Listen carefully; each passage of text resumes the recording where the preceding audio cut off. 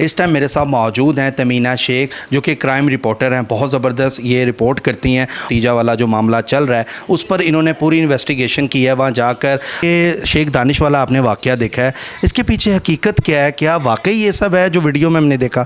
जैसे कि आपने कहा कि जो हमने वीडियो में देखा है उसका बैकग्राउंड क्या है। जहाँ पर ये वीडियो बनी है वहाँ पर 6 लोग मौजूद थे उस कमरे में। कानून होता है सबके लिए बराबर, और जो एक आध इंटरव्यू हुआ है वो किसी न किसी प्रोपोगंडे के थ्रू हुआ है। अस्सलाम वालेकुम, मैं हूं फलक शेख और आप देख रहे हैं फलक शेख ऑफिशियल। नाजरीन, इस टाइम मेरे साथ मौजूद हैं तमीना शेख, जो कि क्राइम रिपोर्टर हैं। बहुत ज़बरदस्त ये रिपोर्ट करती हैं और बहुत ही ज़बरदस्त इनके एनालिसिस होते हैं। आज हम इनसे जो बात कर रहे हैं जिस टॉपिक पे, वो है शेख दानिश का। फैसलाबाद में एक वाक़या होता है, वो सबको पता है क्या वाक़या है। खतीजा वाला जो मामला चल रहा है उस पर इन्होंने पूरी इन्वेस्टिगेशन की है। वहाँ जाकर इंटरव्यूज़ भी किए हैं। बस ये खतीजा का इंटरव्यू नहीं कर सकी, वो भी इनसे जानेंगे और भी क्या मामला थे आज इस रिपोर्ट में आप देखेंगे। अस्सलाम वालेकुम मैम।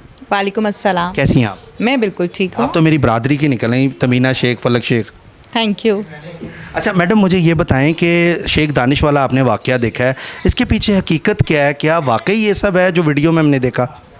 देखें, बैकग्राउंड की स्टोरी की जब हम बात करते हैं ना, तो उसमें इन्वेस्टिगेशन के बहुत से पहलू ऐसे होते हैं जिनको बीच में लाना बहुत ज़रूरी होता है। जैसे कि आपने कहा कि जो हमने वीडियो में देखा है उसका बैकग्राउंड क्या है। ऑब्वियसली जो वीडियो में आपने देखा है उसमें जहाँ पर ये वीडियो बनी है वहाँ पर 6 लोग मौजूद थे उस कमरे में, और 9 तारीख को ये वीडियो बनी है जो कि वायरल हुई है 14 से 15 तारीख को। अब ये 3 पॉइंट्स हैं, 1 बाय 1 जब हम इन पॉइंट्स को देखते हैं तो वीडियो बनी 9 तारीख को। पॉइंट नंबर 2, वायरल 7 से 8 दिन के बाद क्यों हुई, और नंबर 3, इस वीडियो को बनाने में किस किस का हाथ था और क्या क्या मकसद था। जिस कमरे में ये वीडियो बनी है वहाँ पर 6 लोग थे, जिनमें दानिश साहब भी मौजूद थे। और इसके साथ साथ जब हम बात करते हैं माहम की, जो कि बज़ाहिर तो सेक्रेटरी हैं शेख दानिश की, वो इस टाइम बिहाइंड द बार्स हैं। और इसके साथ साथ जब हम बात करते हैं खतीजा की, जिस पर जुल्म हो रहा था, जिस पर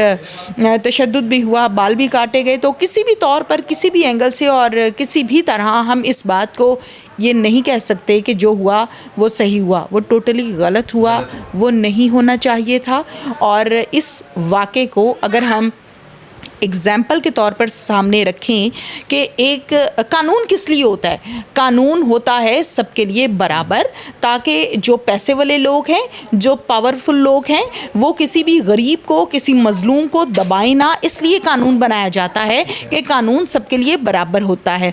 बहुत से वाक़यात में हम ये देखते हैं, और एक हमारा माशरती कॉन्सेप्ट ये बन गया है कि अगर ये शख्स पावर में है, अगर ये शख्स पैसे वाला है, पावरफुल है, तो फिर ये शख्स कुछ भी कर सकता है।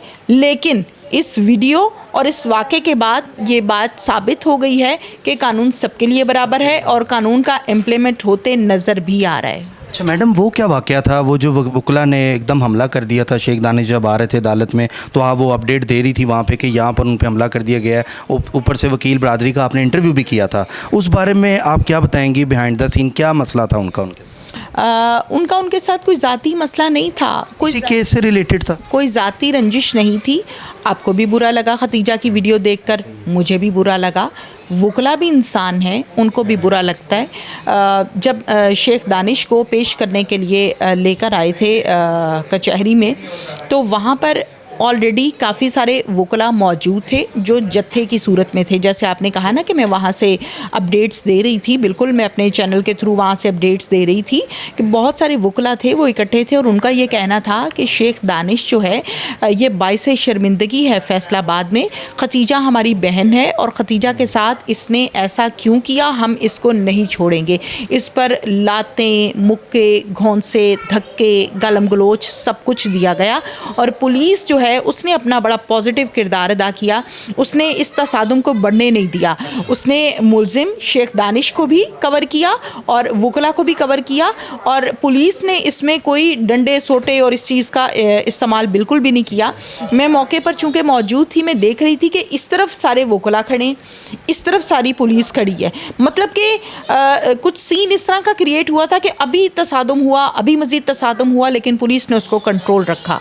ठीक है। अच्छा मैडम, मैंने सुना था कि उसके घर के बाहर जो कॉलोनी है वहाँ पर लिखा हुआ है कि जी मीडिया पर्सन यहाँ पर ना आए खतीजा का इंटरव्यू करने। बात में कितनी सच्चाई है? ये बात बिल्कुल दुरुस्त है। लिखा हुआ तो देखें, आज कोई लिख कर लगा दे और रात को वो उतार दे तो हम इस बात को साबित ही नहीं कर सकते कि वो दोपहर को लिखा हुआ था या नहीं था।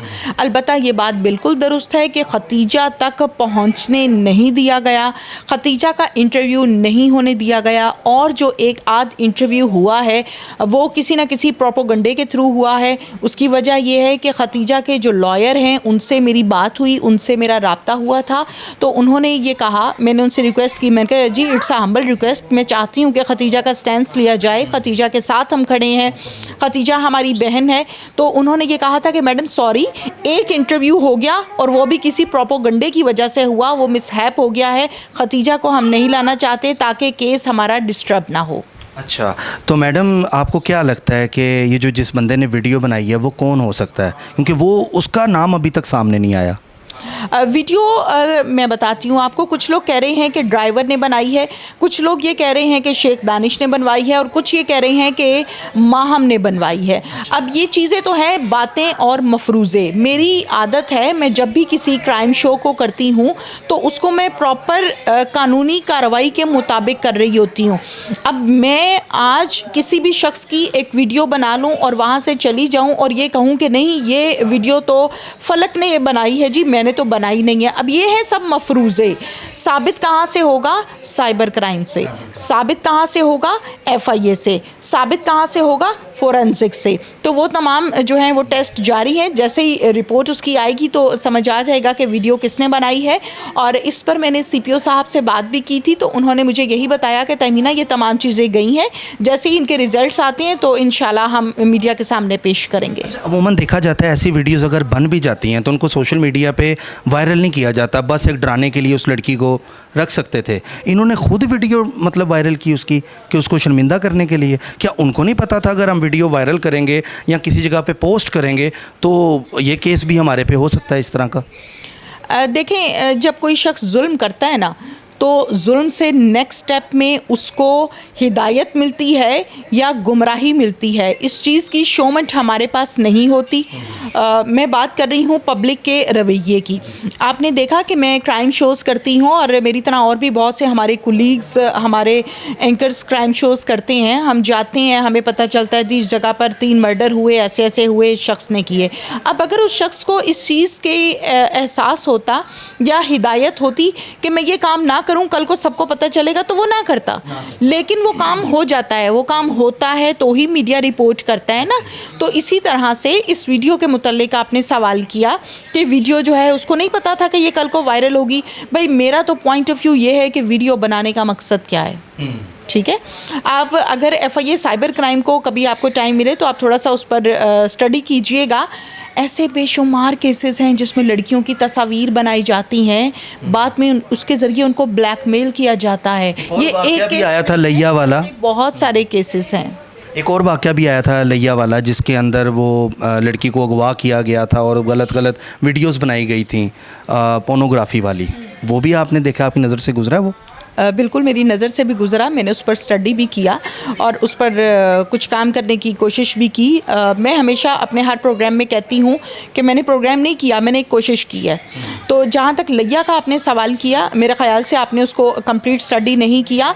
लैया में बहुत से हमारे एंकर्स ऐसे हैं जो वहाँ पर गए और जाकर उन्होंने प्रोग्राम को कंडक्ट किया, मुल्ज़िमान से बात की, खातून से बात की कि आपके साथ क्या हुआ, कैसे हुआ, सब हो गया। उसके बाद हमारे कुछ ऐसे एंकर्स भी गए, कुछ ऐसे जो हमारे जर्नलिस्ट थे इन्वेस्टिगेटिव टाइप के, उन्होंने जब उसको देखा तो मालूम हुआ कि खातून इस स्कैंडल को बनवाने में अपने मियाँ के साथ खुद इन्वॉल्व थी। और मैं वो वर्ड यूज़ नहीं करना चाहती जो वो वीडियोस बनी, मेरी गैरत गवारा नहीं करती, जो वीडियोस वो बनी वो उनको सेल आउट करती थी बाहर के ममालिक में। तो उस स्टोरी का एंड ये है। अच्छा मैडम, मुझे बताएं कि इस तरह के जो वाक़यात होते हैं हम अक्सर देखते हैं कि जैसे किसी ने घर में काम वाली को रखी होती है, छोटी बच्ची रखी होती है, उस पर तशद्दुद करते हैं, तो आप क्या समझती हैं कि इन लोगों के साथ क्या होना चाहिए, आखिर इनकी सज़ा क्या होनी चाहिए?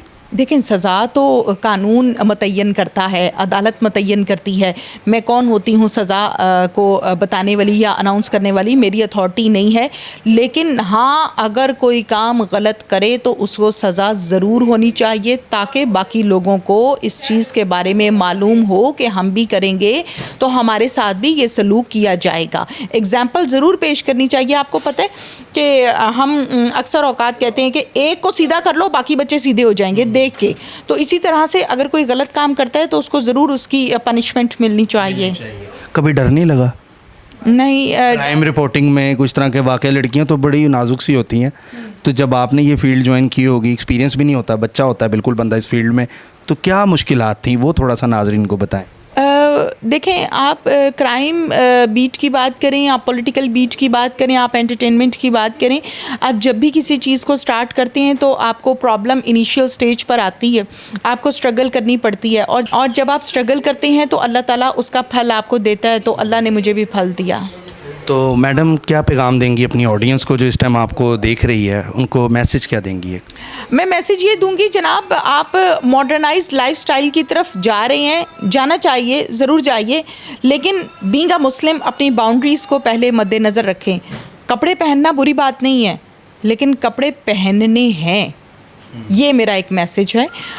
दोस्ती करना किसी अपनी गर्ल से, अपने क्लास फेलो से बुरी बात नहीं है, लेकिन दोस्ती किस किस्म की है, किन बाउंड्रीज़ की है, ये इम्पॉर्टेंट है, इसका ध्यान रखा करें। बहुत अच्छी आपने यहाँ पे बात की है। नाज़रीन, मेरे साथ मौजूद थी तमीना शेख। आपने इनकी सारी बातें सुनी और जो ये ख्यालात रखती हैं बिहाइंड द सीन, वो भी आपसे डिस्कस किए। देखते हैं इस केस का एंड क्या होता है। मिलते हैं अगली वीडियो में, तब तक के लिए अपने मेज़बान फलक शेख को दें इजाज़त। अल्लाह हाफ़िज़।